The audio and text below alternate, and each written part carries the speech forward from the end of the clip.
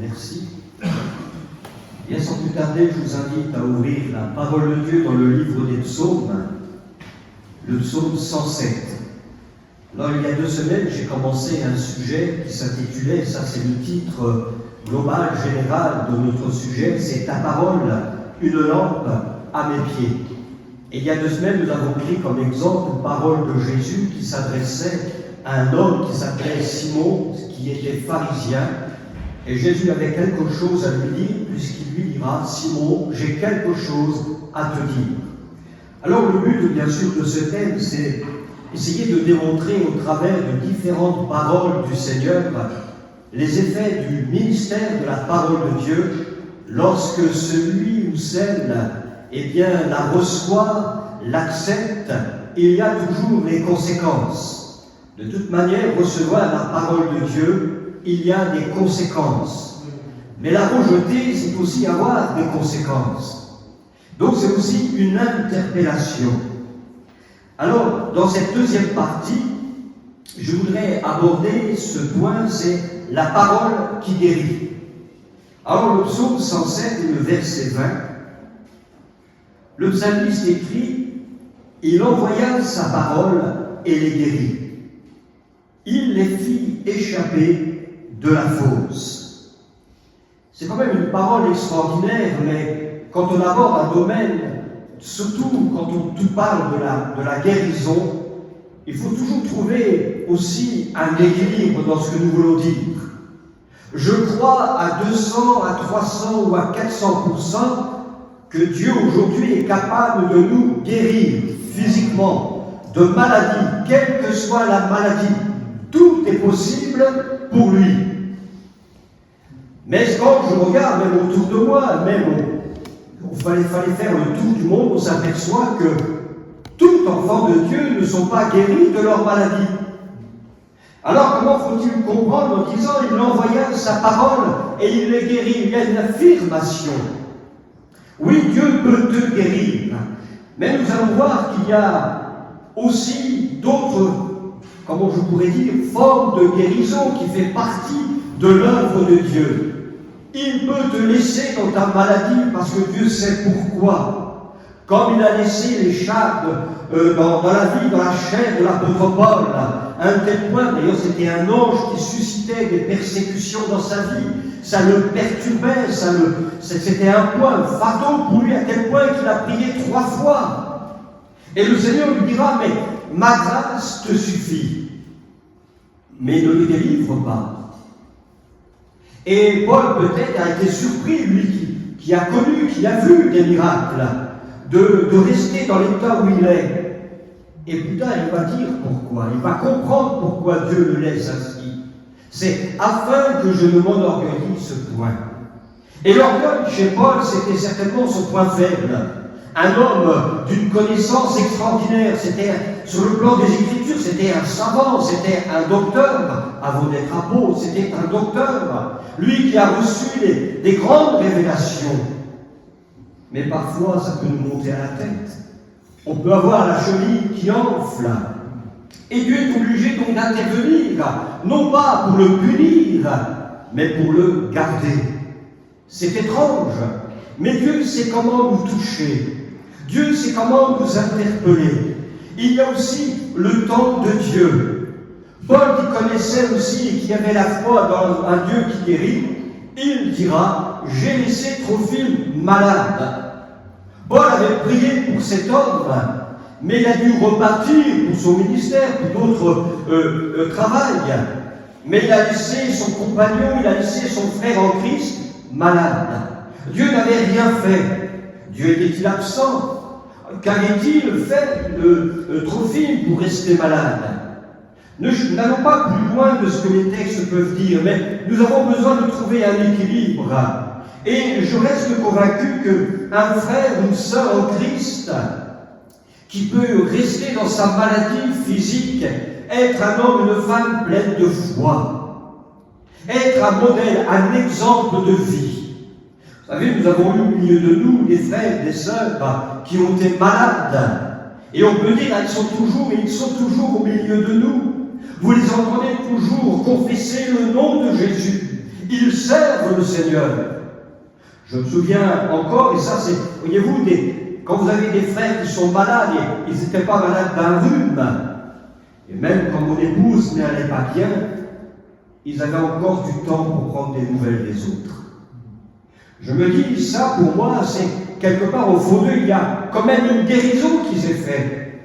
La parole qu'ils avaient reçue les a maintenus, les a gardés, malgré qu'ils avaient une grande maladie.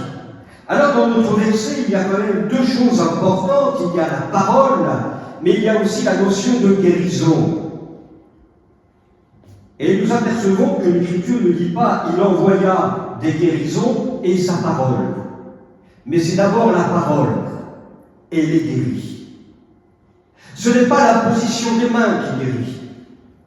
Je vais peut-être me faire taper sur les doigts, on va peut-être me dire je ne suis pas d'accord. Il est dit ils imposeront les mains aux malades et ils seront guéris, mais ce n'est pas les mains qui guérissent. Ce n'est pas tes mains qui guérissent. C'est le Dieu vivant et vrai. Celui qui est la parole, c'est Christ. Et Dieu nous a envoyé Jésus-Christ, la parole qui a été faite chair, qui est dans le ciel, même dans le ciel, il s'appelle parole de Dieu. C'est lui qui guérit. Et nous avons besoin de recevoir, non pas simplement une parole, de chercher une parole, nous avons besoin de la personne de celui qui est la parole de Dieu, Jésus-Christ, dans notre vie. Parce que c'est lui qui guérit. Lorsque Pierre, dans sa première épître, au chapitre 2, verset 24, il parle des meurtrissures de Jésus, dans lequel, nous avons été guéris. Alors on se sert de textes bibliques. Il est écrit ceci, il est écrit cela. Alors on s'attend bien sûr à une guérison. Mais de quelle guérison ici Pierre parle-t-il? Tout d'abord, quand nous regardons le mot meurtrissure, dans le texte original, ça veut dire regarder, se laisser voir. On pourrait dire que Pierre est en train de dire regardez quoi? Regardez qui? Eh bien, celui qui est monté sur la croix.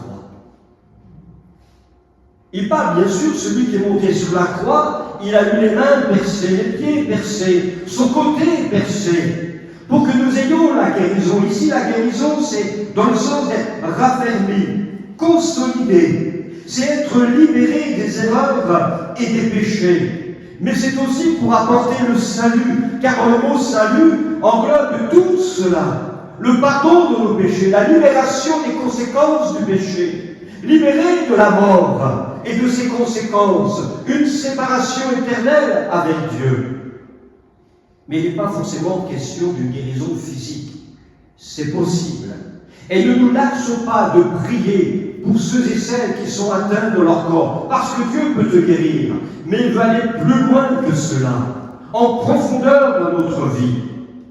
Le psalmiste, dans le psaume 119 et verset 17, « Fais du bien à ton serviteur, pour que je vive et que j'observe ta parole. » Il est bien de rechercher la guérison, il est bien d'être raffermi dans sa vie, mais il y a quand même un but. Et on voit qu'ici le psalmiste ne cherche pas seulement à être bien dans sa vie, mais il veut être bien pour un objectif, afin d'observer ta parole. C'est comme dans le sens poursuivre le Seigneur. D'ailleurs, au verset 25, toujours dans le psaume 119, « Mon âme est attachée à la poussière. Rends-moi la vie selon ta parole. » Et quand il parle ici de « selon ta parole », il fait notion aussi de la volonté de Dieu. Il y a donc une notion d'obéissance et de soumission à sa parole. Et ce n'est pas simplement ce qui est écrit dans la Bible, bien sûr, mais derrière ces mots que nous avons sous les yeux ce matin, ou quand dans la semaine vous lisez votre parole, la parole de Dieu, pensez que vous avez la personne dans le ciel, celui qui est ressuscité, glorifié. C'est lui, en lui, que nous nous soumettons. Il ne suffit pas de dire, eh bien je me soumets, mais quand on dit, mais voilà ce que dit la Bible, et qu'on se révolte parce qu'au fond, on n'est pas d'accord, mais le psalmiste va dire, mais c'est selon ta parole, et pas une autre. Alors Dieu veut que nous nous soumettions à sa parole pour amener l'homme à la guérison, à la délivrance. Dieu a envoyé sa parole. Ah, il y a eu un prophète qui a fait une prière extraordinaire. C'est Ésaïe 64, verset 1er. Il va dire, si tu déchirais les cieux, et si tu descendais, les montagnes s'ébranleraient devant toi. Quelle prière, si tu déchirais les cieux, et si tu descendais. Le psalmiste, nous avons lu, c'est « Il envoya sa parole ». Et près de 8 siècles après, eh bien, Jean, dans son évangile au chapitre 1er, verset 14, « La parole a été faite chair, et elle a habité au milieu de nous. » L'exaucement de la prière du prophète, c'est Jésus-Christ. Déchire les cieux et descend. Il est venu, dans sa première venue, c'est pour nous révéler le Père, nous révéler l'œuvre de la rédemption, de nous révéler la croix, de nous révéler celui qui est monté mort pour nous. Mais il est retourné dans la gloire. Il est venu une fois. Bien sûr, il reviendra une seconde fois. Non pour être crucifié une seconde fois, mais pour venir chercher son Église, pour la préparer également. Alors, malgré tout cela, je me suis quand même posé cette question. Mais une parole peut-elle guérir? Peut-elle guérir? Eh bien, pour comprendre, il suffit, pas besoin d'être un grand théologien, mais vous avez des paroles qui peuvent détruire. Mais vous avez aussi des paroles qui peuvent faire du bien. Vous savez, quand un enfant grandit dans une atmosphère où des parents ou autour de lui, il va toujours entendre lui dire « Mais tu n'es qu'un bon à rien, tu ne feras jamais rien de ta vie. » Ou alors, tu sais rien, tu ne peux rien faire, etc. Eh bien, vous savez qu'un enfant a besoin d'être structuré, a besoin d'encouragement, mais ça n'encourage pas. Et le temps passe, et l'enfant grandit avec des paroles négatives, avec une voix négative.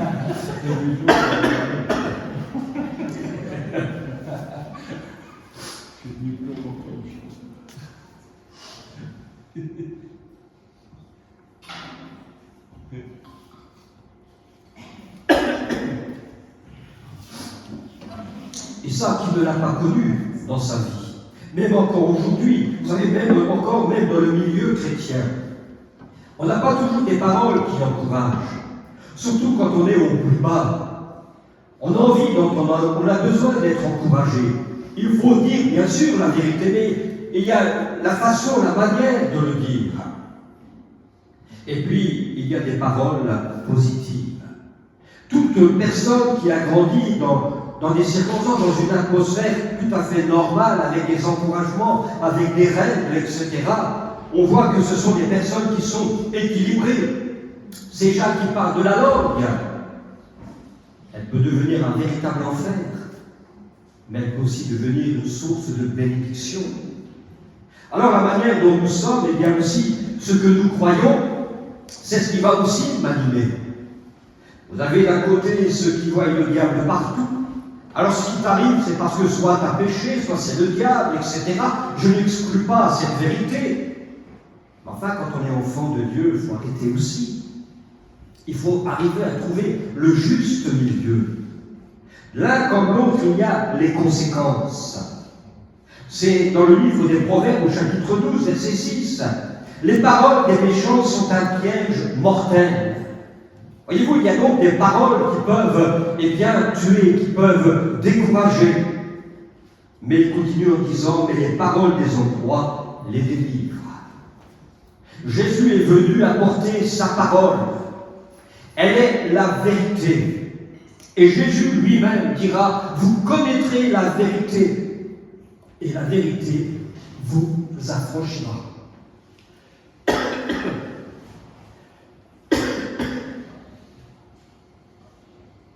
Alors, à plus forte raison que la parole de Dieu, elle peut restaurer, délivrer, guérir et donner la vie. Excusez-moi.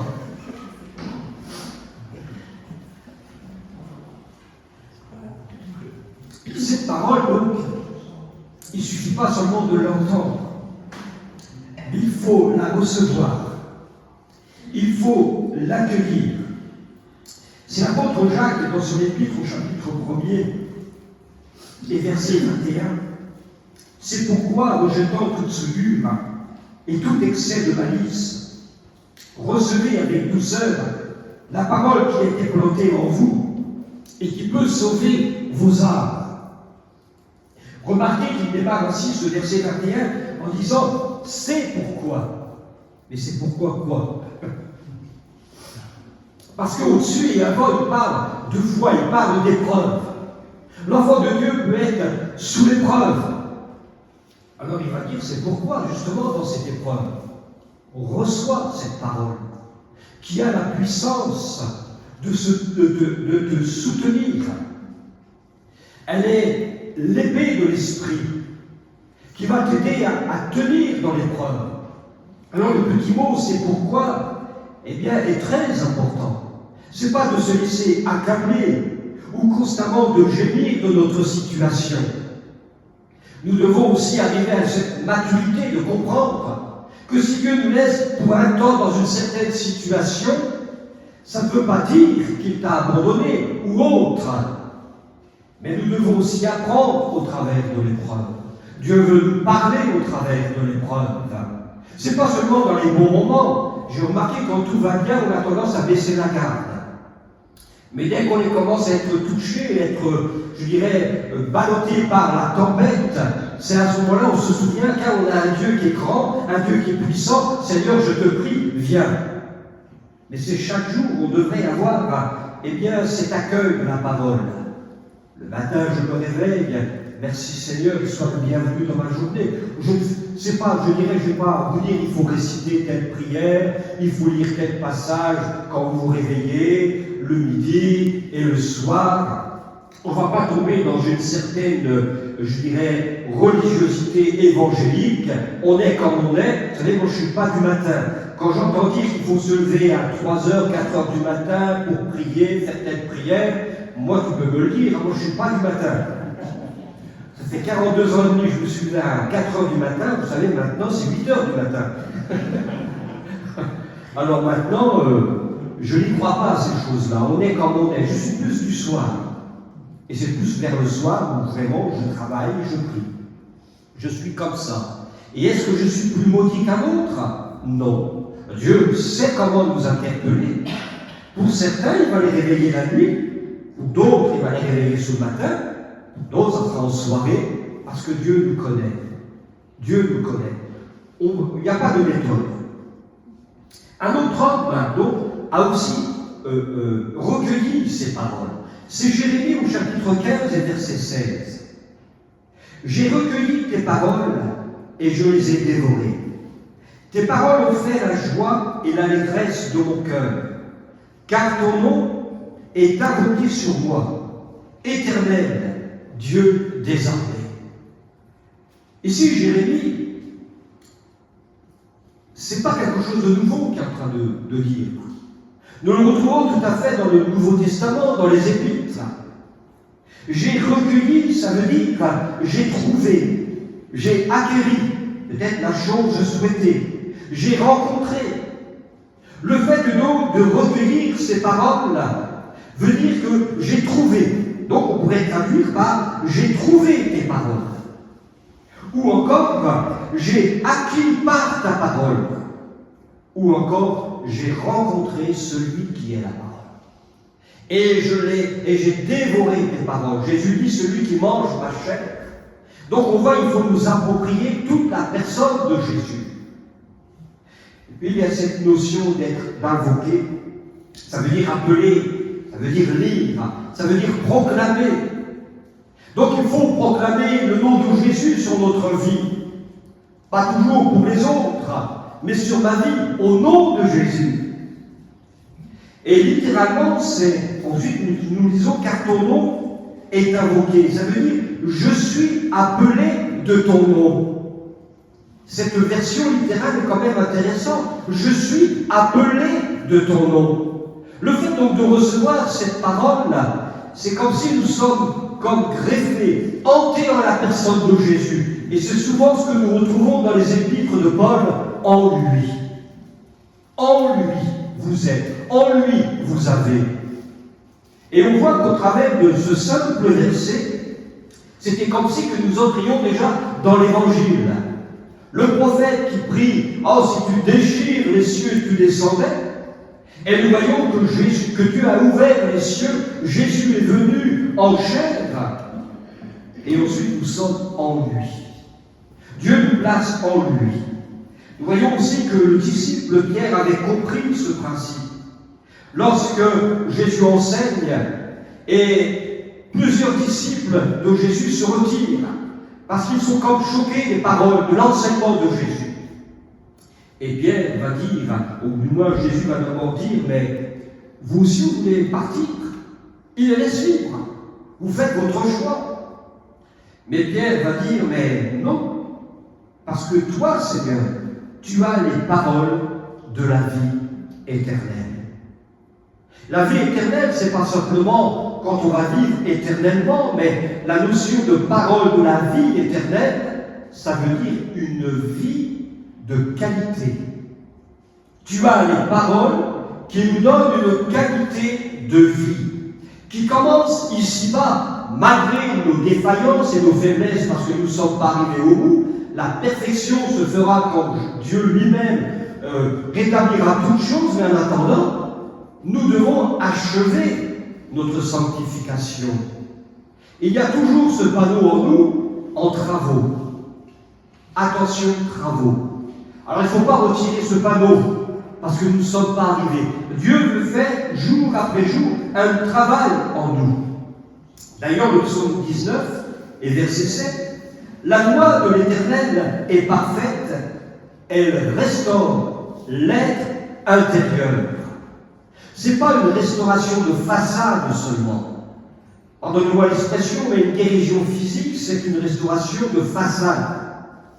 C'est un signe de la présence de Dieu, de la puissance de Dieu. Mais il veut plus qu'une guérison physique. Il veut une guérison intérieure. Il veut que nous arrivions à une conviction de péché, que nous changions de mentalité, de vie, que nous nous convertissions à lui pour être une nouvelle création. Paul dit, si quelqu'un est en Christ, il est une nouvelle création. Les choses anciennes sont passées, voici toutes choses sont devenant nouvelles. On entre dans une nouvelle vie. D'ailleurs, pour revenir à Jérémie 15, lorsqu'il est dit éternel, Dieu des armées. Ici, éternel, ce n'est pas le Elohim qui manifeste sa puissance comme dans la création. Mais ici, c'est le mot Yahvé. C'est le Dieu de la relation. C'est le Dieu d'amour qui cherche un rendez-vous avec l'homme. Il veut prendre rendez-vous avec toi. Il veut prendre rendez-vous avec moi pour avoir une relation. Eh bien, cette restauration de l'être intérieur, ce rendez-vous se fait à la croix. Pour que je puisse regarder celui qui a été percé, le recevoir son salut et recevoir cette restauration. Être en Christ, donc, n'est pas seulement être guéri physiquement, mais c'est une restauration totale de l'âme, de l'esprit, mais aussi du corps. Je serai ce que je crois. Je l'ai remarqué. S'il y a des choses auxquelles je ne crois pas, je ne vais pas en tenir compte. Mais hélas, parfois, nous mettons plus notre foi sur nos raisonnements. Mais qui a raison entre la parole de Dieu et mes raisonnements? La parole de Dieu, c'est la vérité. Je peux raisonner. Et il nous faut cette liberté de raisonner. Et il n'est pas question pour moi de vous empêcher de raisonner, de réfléchir. Au contraire, je vous exhorte à raisonner, à réfléchir. Même quel que soit le prédicateur qui prêche, vous êtes en droit de raisonner sur ce qu'il a dit. Même de ne pas être d'accord, parce qu'on ne sait pas toutes choses, on peut avoir une mauvaise interprétation, ou alors ça a été mal interprété, mais ce n'est pas toujours ce que nous voulons dire. Mais dans tous les cas, seule la parole de Dieu est la vérité. Et dans cette mesure-là, il faut que j'arrive à sortir de certains raisonnements qui m'enferment pour prendre le raisonnement de Dieu qui est la vérité, et ce raisonnement de Dieu va me délivrer. Mais la foi est aussi un résultat de ce que la parole de Dieu veut créer en moi. De quoi je me nourris? C'était quand même important de le savoir. Je sais ce que je vais manger ce midi. Mais ça va nourrir mon corps. Mais si je veux que mon corps, mon âme, mon esprit soient en bonne santé, il existe une autre nourriture. On revient, c'est la parole de Dieu. C'est l'auteur de l'Épître aux Romains, au chapitre 10, verset 17. Ainsi, la foi vient de ce qu'on entend, et ce qu'on entend vient de la parole de Christ, ou une parole qui annonce Christ dans certaines traductions. Ma foi a besoin d'être nourrie de la parole de celui qui est la vérité. Et c'est la vérité qui a été crucifiée. Lui-même se présente comme étant « Je suis la vérité ». Mais si je commence à avoir des oreilles qui traînent un petit peu partout, et ça c'est le piège, je ne prêche pas contre, mais avec Internet, lorsqu'on ne réfléchit pas trop à ce que nous entendons, il y a à boire et à manger. Et il y a pas mal de choses à balayer, à rejeter. Et il nous faut être aussi prudents. Voilà pourquoi il est important de nous laisser imprégner, de laisser l'Esprit imprégner sa parole dans nos vies, pour que nous apprenions à avoir du discernement dans les choses que nous pouvons entendre et même voir. La foi, elle vient de ce que j'entends. Seule la parole de Dieu est la vérité. Et ainsi vous connaîtrez la vérité vous affranchira du péché, vous affranchira de ses conséquences, de la mort spirituelle, donc de la séparation éternelle avec Dieu, de la séduction, etc. Parce que seule sa parole a cette puissance. Et le mystère de la parole de Dieu, elle a pour but aussi de nous conduire à la maturité. Elle ne veut pas nous laisser au stade d'enfant. Éphésiens chapitre 4 et verset 14, l'apôtre Paul, après avoir défini les 5 caractéristiques du ministère de la parole de Dieu, et dira, afin que nous ne soyons plus des enfants. Et avant cela, au verset 13, il parle d'être des hommes matures. Et donc le but, ce n'est pas de rester des enfants flottants et emportés à tout vent de doctrine. Vous imaginez flotter? Ça veut dire qu'on n'a aucune maîtrise. Vous savez, les fleurs de pissenlit, là, quand vous soufflez dessus, ça vole. Ça flotte. Et vous vous demandez où ça va aller, où il va se poser. Ou alors c'est comme un ballon de rugby. Il vient là, vous croyez qu'il va venir vers vous, tout d'un coup, il part à droite, il part à gauche. Eh bien, ce sont des gens qui ne sont pas affermis dans la parole de Dieu. Ils ressemblent peut-être à un ballon de rugby et ne savent pas trop s'ils vont aller tout droit, à droite ou à gauche, ou comme une fleur de pissenlit qui est, ballottée par le vent, sans savoir où il va se poser. Mais il nous invite à être des hommes. Et ça, c'est le but du ministère de la parole de Dieu. D'ailleurs, le verbe « emporter » ici signifie être dans le doute et dans l'hésitation. Être amené tantôt à une opinion, tantôt à une autre. Donc, on voit bien que c'est des gens ballottés. C'est peut-être des Normands, peut-être pas un oui, peut-être pas un non. Mais dans tous les cas, nous voyons qu'il y a une instabilité. Or, on voit que le ministère de la parole de Dieu, elle veut nous rendre stables, fixes, dans les vérités de la parole de Dieu. Et celui qui est même malade dans ce corps, mais qui arrive à être stable dans sa foi, je considère cela pour moi, après vous êtes d'accord ou pas d'accord, une guérison. Parce que cet homme est imprégné, il est tenu par la parole de Dieu. Sa foi, elle est ferme, elle est ancrée, c'est comme une ancre. Et la tempête, elle peut venir, ça ne sera pas un homme ou une femme qui sera ballotté à toute votre doctrine. C'est un homme qui sera capable de dire, même dans son état physique, il est écrit. Parce qu'il croit à la puissance de la parole de Dieu. Alors, pour avancer, nous voyons que l'Évangile nous parle d'un homme qui a compris ce principe de l'autorité de la parole de Dieu. dans sa vie, comme pour ma vie. C'est le centenier romain. On l'a dans Luc 7 et dans Matthieu 8.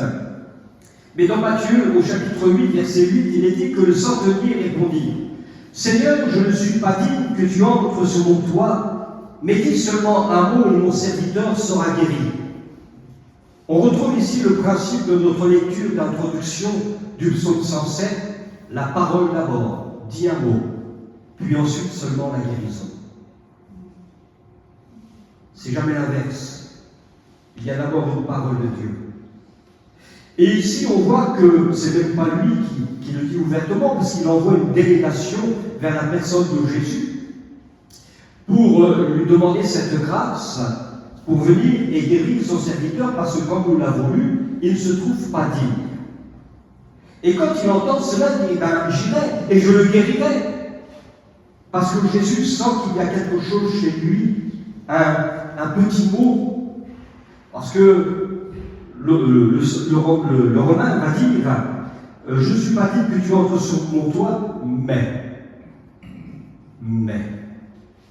Parfois, dans nos discussions, on écoute, on est d'accord avec ce que l'autre dit, et vous savez, il y a souvent le petit mais. Oh, je suis d'accord avec toi, mais. Ce que j'appelle ça, c'est le mec qui tue. Je suis d'accord, mais je ne pense pas comme toi. C'est le mec qui tue.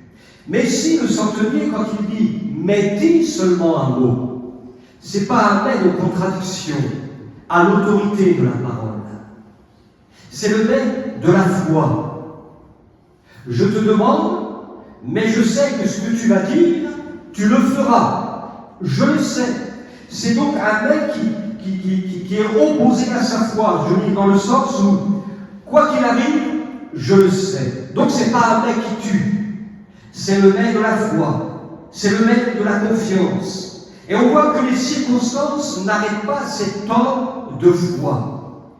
Et cet homme de foi, il manifeste 3 points que nous avons besoin de comprendre. On met tellement l'accent sur la puissance de la foi. Si tu crois, tu verras. Ok. Mais combien de fois on l'a dit qu'on n'a jamais vu?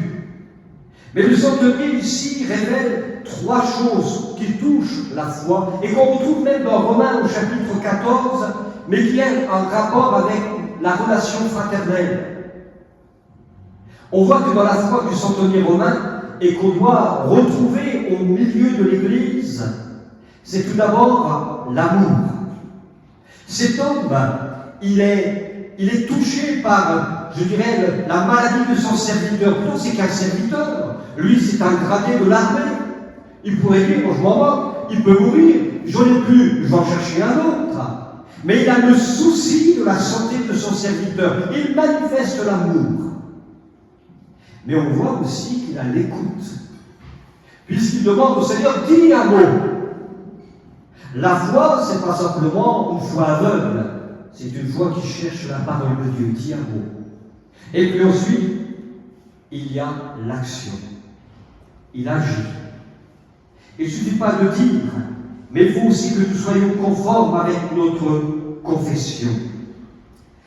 Et on voit qu'il prend modèle sur lui pour expliquer au Seigneur sa foi en sa personne et aussi en l'autorité de sa parole, puisque lui-même est une autorité et il connaît le poids des mots.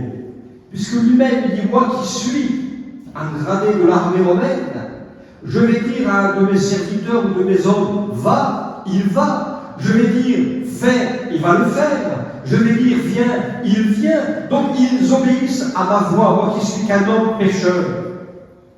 Mais en s'adressant au Seigneur Jésus, il dit, toi qui es la parole de Dieu, à plus forte raison que tu as autorité sur toute chose. Et il n'hésite pas. D'ailleurs, nous verrons dans quelques instants que le centenier romain emploie 3 mots que Jésus lui-même emploie bien, pour chacun et chacune d'entre nous. Et donc, ensuite, il est question, il est dit seulement. Il n'est pas compliqué, le centenier. Il n'est pas compliqué. C'est une affirmation qui met en évidence, finalement, la simplicité du salut. Dis seulement. Je ne vais pas aller dans des conférences à des centaines de kilomètres qui vont me coûter de l'argent, Alors que sur place, dire Seigneur, t'as juste à dire seulement. C'est pas compliqué. Et il comprend que nous devons aussi comprendre qu'il a compris que Dieu ne demande pas l'impossible. L'impossible est pour Dieu. Nous, c'est de mettre notre confiance en lui. Seulement, ça veut dire quoi? Ça veut dire ne pas partir. Continuer à être présent, quelles que soient les circonstances. Le centenier, même s'il n'a pas voulu se présenter devant le Seigneur Jésus parce qu'il se sent indigne, malgré cette distance, on voit que c'est un homme qui veut se rapprocher. La situation où il se trouve, pour lui, c'est cela. Peut-être que pour toi, ce matin, tu vis un poids. Eh bien, ce petit mot seulement te dit, ne pars pas dans le domaine de la foi. Reste fixe. Reste les yeux fixés sur la personne de Jésus. Seulement, ça veut dire aussi, en référence au temps, c'est continuer à être. Continuer à être. Les circonstances où nous pouvons nous trouver, aussi difficiles qu'elles soient, ne doivent pas être une rupture à notre relation avec Dieu. Mais c'est aussi en référence à un état ou à une condition. Ça veut dire rester le même. Ne pas devenir un autre. S'attendre. Attendre à quelqu'un. Attendre l'heure de Dieu. Dieu n'est jamais en retard. C'est nous qui sommes pressés. Lui, il n'est pas pressé. Il est déjà dans ton lendemain. As-tu réalisé cela? Il connaît déjà tes lendemains. Il sait déjà où tu seras. Il sait peut-être même si tu vas chuter, trébucher ou que sais-je encore. Mais il a déjà la solution. Et je dirais même plus loin, pour lui, c'est déjà exaucé. Il est déjà demain. Et allons même plus loin, quand le Seigneur donne des prophéties des temps à venir, on peut avoir cette assurance que tout ce qu'il a dit s'accomplira. Parce que pour lui, à son niveau, c'est déjà accompli. On a un Dieu extraordinaire, un Dieu souverain. Il n'est pas seulement maître de la nature, mais il est maître du temps. Il est ton maître aujourd'hui. Il est ton maître demain. Et ça, cela doit nous encourager. Et nous voyons que Jésus ne dira pas, par exemple, à un homme, on voit comment c'est le chef de la synagogue qui vient voir Jésus parce que sa fille, elle est souffrante. Elle est sur le point de mourir. Et puis, il est retenu par une femme atteinte d'une perte de sang. Alors, ça ralentit la marche. Et puis ensuite, une fois que le miracle est accompli, eh bien, il suit le chef de la synagogue jusqu'à chez lui, et soudainement, l'attroupement, la foule qui était chez lui, les serviteurs, etc., la famille, vont lui dire, bon, ce n'est plus la peine d'importuner le Seigneur parce que ta fille est morte. Imaginez le coup de massue. Cet homme était allé voir la personne de Jésus lui-même, celui qui a la parole pour guérir, pour entendre dire ta fille est morte. Mais Jésus va reprendre les choses en main. Il va simplement dire à cet homme, crois seulement. Crois seulement. Il ne demande pas l'impossible. Il lui demande simplement de mettre sa foi en lui. Et là, il a vu le miracle. Oui, nous avons ici la puissance de Dieu dans la guérison, dans la résurrection de cette femme. Mais nous voyons qu'au travers de la puissance de Dieu, il y a toujours un but. Ce n'est pas d'avoir soif de puissance, d'avoir soif de voir des choses. Mais de toute façon, la puissance de Dieu, c'est toujours pour nous amener à une relation profonde, intime, personnelle, d'amour avec lui. Il suffit de voir dans la création, Genèse 1, c'est le mot Elohim, le Dieu puissant, le Dieu libéral. Et quand il commence à arriver à la création de l'homme, ce n'est plus le Elohim, mais c'est le Yahvé, le Dieu de la relation. Et il ne faut pas que le spectaculaire, parce qu'il faut le dire, quelque chose de surnaturel qui vient de Dieu, c'est spectaculaire, nous oublie ou nous amène à oublier notre relation personnelle avec Dieu. C'est cette relation qui va amener Dieu à agir, à travailler dans notre vie. Mais il y a quand même une attitude de notre part. C'est que le centenier montre de l'humilité. Je ne suis pas digne. Je ne suis pas digne. Et combien il a raison. Qui est digne d'invoquer le nom de Jésus? Personne. Mais nous avons cette grâce parce que nous l'avons reçue. Il a fait de nous de nouvelles créations.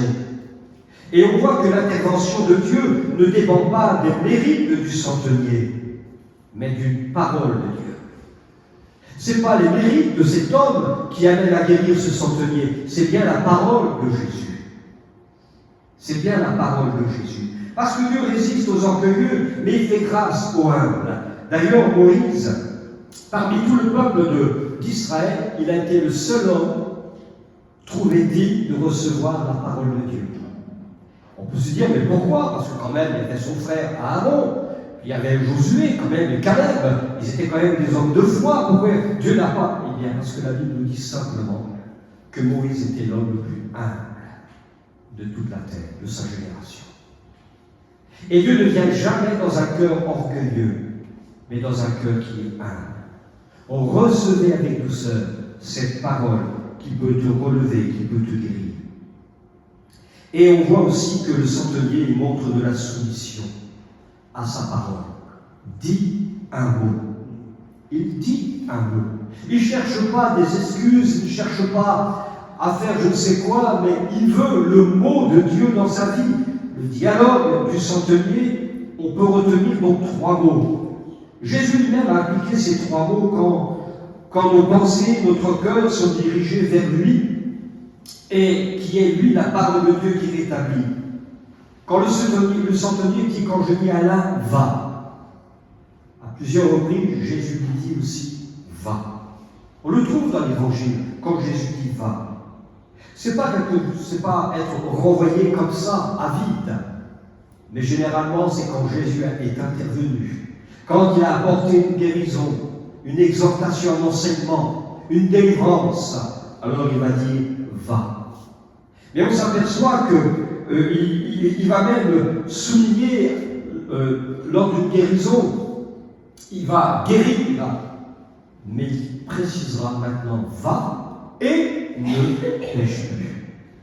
On s'aperçoit qu'on peut être guéri, mais si je reste dans mon péché, ma guérison ne me sauvera pas.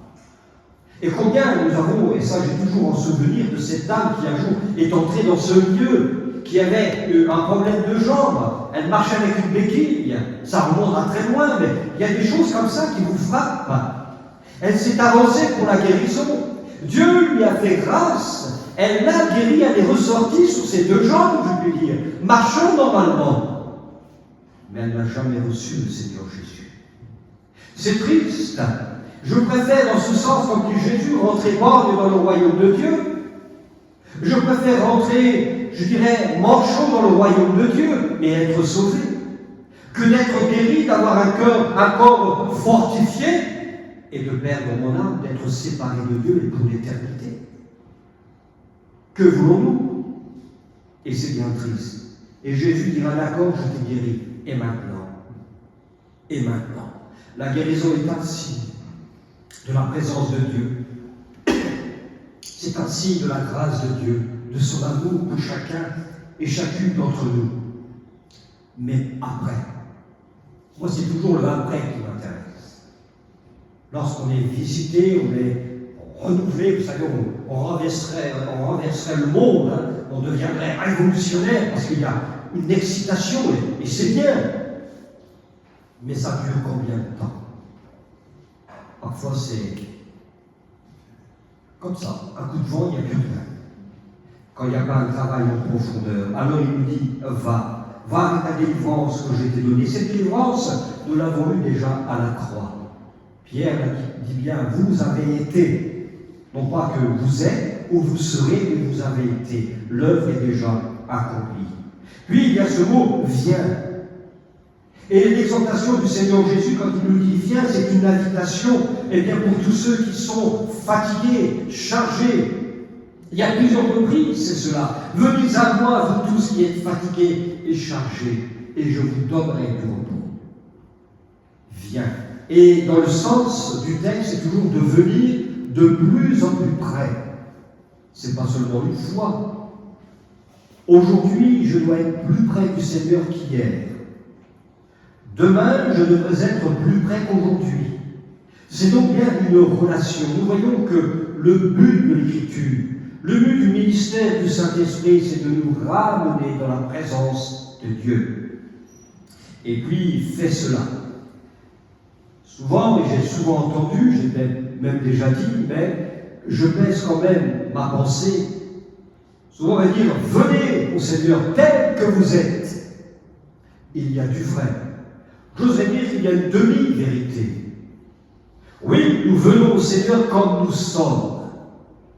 Mais si je viens à lui, ce n'est pas pour rester comme je suis, mais c'est pour être changé, transformé, rechercher le pardon de mon péché, de chercher une délivrance, afin d'entrer dans cette nouvelle vie. Alors c'est pourquoi il y a ce petit mot « fais cela ».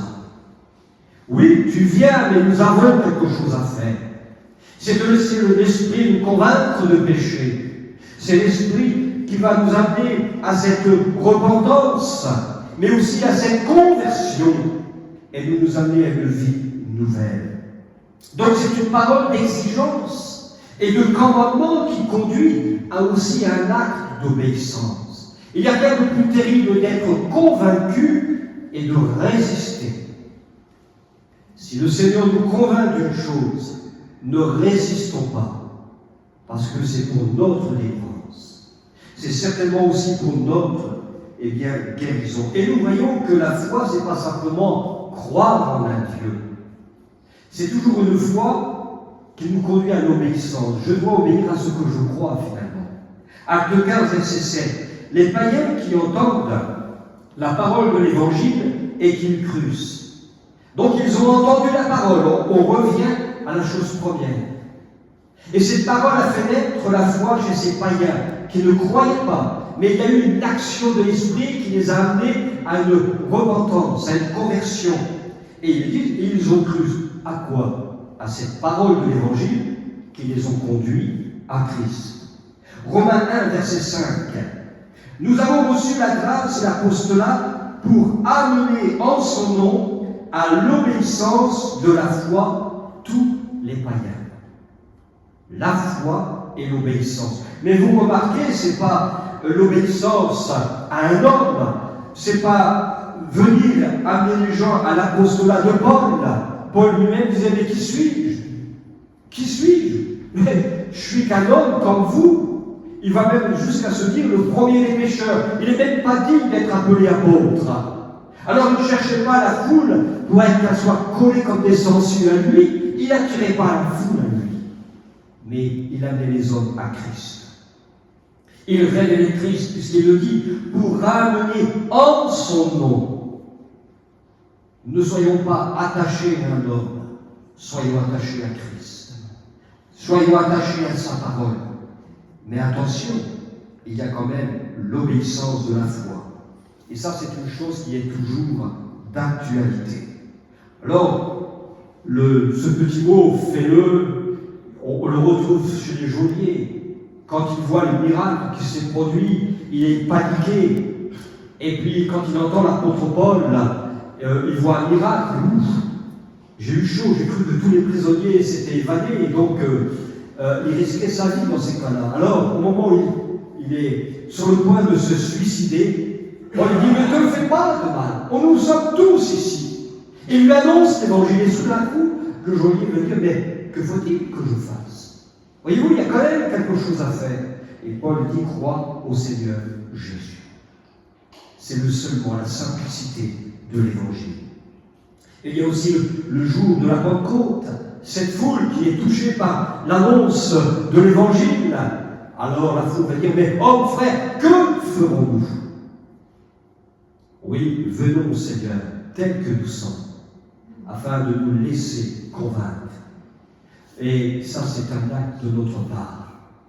Il y a ce que Dieu fera, mais il fera en fonction de ce que moi je ferai aussi. Je ne parle pas ici d'œuvre méritoire, mais je parle quand nous sommes convaincus. Alors c'est à moi de faire. Ce n'est pas l'Église qui va prier pour que tu sois convaincu, quoique on pourrait, mais si je suis convaincu, si moi je ne fais pas la suite, je ne fais pas le pas de foi, cela ne me sert à rien.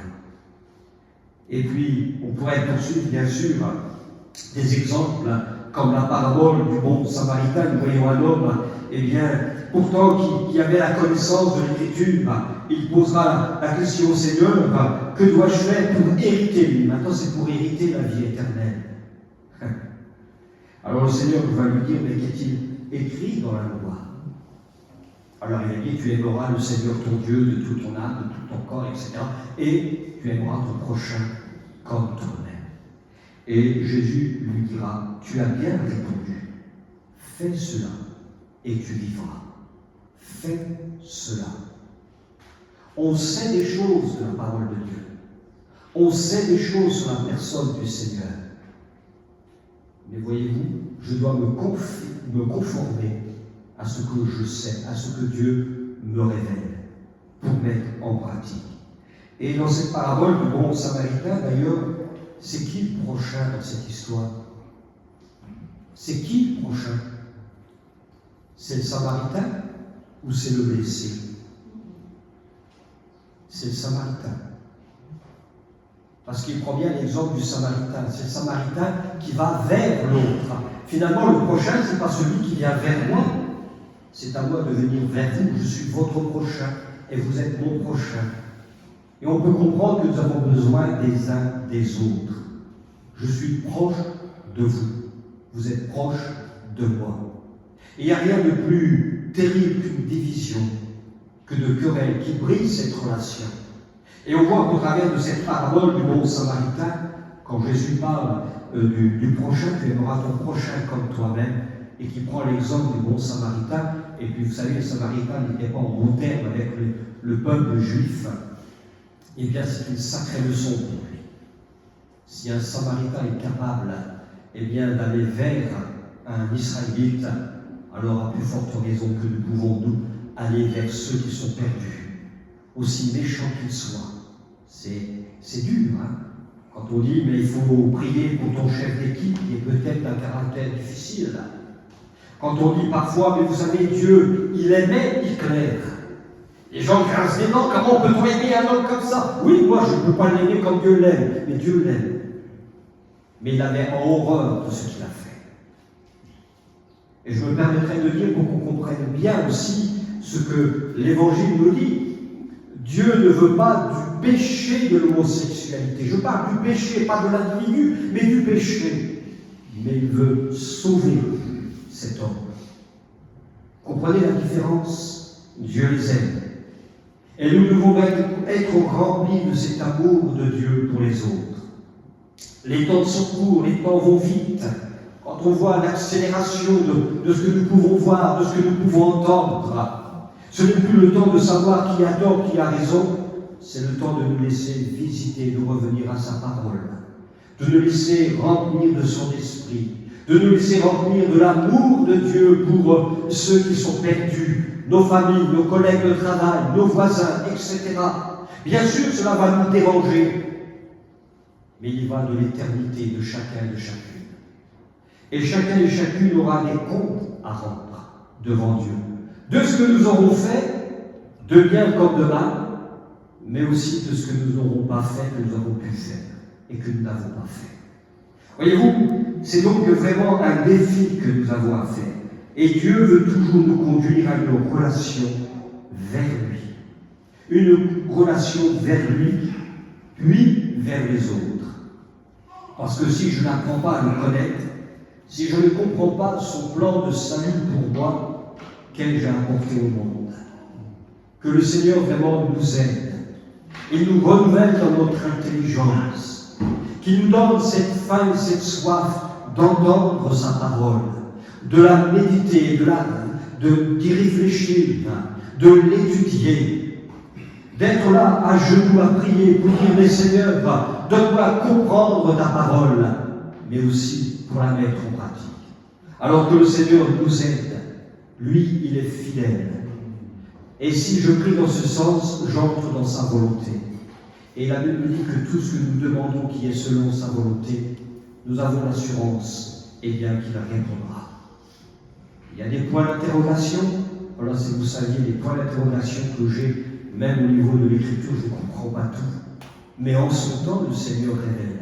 En son temps, soit on n'est pas assez mature pour comprendre, mais en son temps, Dieu nous révélera ce que nous avons besoin d'apprendre pour aujourd'hui. Donne-nous notre pain quotidien. Et ce que je reçois aujourd'hui sera quelque chose, une source pour me préparer de demain. Mais demain, je dois encore aller plus loin. Marchons de progrès en progrès. Amen. Prions quelques instants. Alléluia. Seigneur, nous voulons te bénir et te dire merci pour ta parole qui ne change pas. Seigneur, merci de nous visiter, de nous renouveler chaque jour, de susciter en nous cette faim, cette soif, d'avoir un intérêt à ta parole, de nous renouveler dans notre intelligence, oui, pour la comprendre. Nous ne voulons pas seulement être bien dans notre vie, mais nous voulons être bien pour observer ta parole, pour la vivre, pour la transmettre, pour la communiquer. Seigneur, merci pour ta grâce. Merci pour le ministère du Saint-Esprit dans notre vie. Merci du ministère de ta parole en nous. Seigneur, bénis chacun et chacune d'entre nous, d'encourager, de fortifier. Seigneur, de relever chacun et chacune, corps, âme et esprit. Tu connais les difficultés, toutes les questions que nous pouvons avoir. Mais toi, tu es la vérité. Tu es celui qui a réponse à tout. Tu es le souverain, maître des temps et des circonstances. Merci pour ta grâce. Merci pour ta présence aujourd'hui. Dans le nom de Jésus, Père, sois béni et glorifié. Amen.